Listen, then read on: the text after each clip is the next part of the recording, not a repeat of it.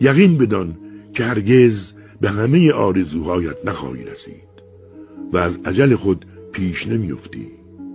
رهسپار همان راهی خواهی بود که پیشینیان تو پیمودند.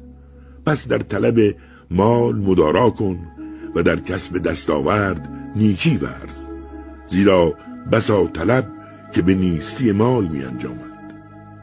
پس چنین نیست که هر خواهنده‌ای به روزی خود دست یابد و هر نیک ورزی محروم بماند. پسرکم، بدان که اندک خداوند سبحان از بسیار مخلوق او سترگتر و گرامیتر است و بدان جبران آنچه به سبب سکوت از دست داده‌ای آسانتر از جبران چیزهایی است که به سبب گفتار از دست داده‌ای. بدان که تلخی نومیدی در به دست آوردن یک چیز بهتر از درخواست از مردم است. تنگ دستی با پاکدامنی از ثروتمند بودن همراه با تبهکاری بهتر است.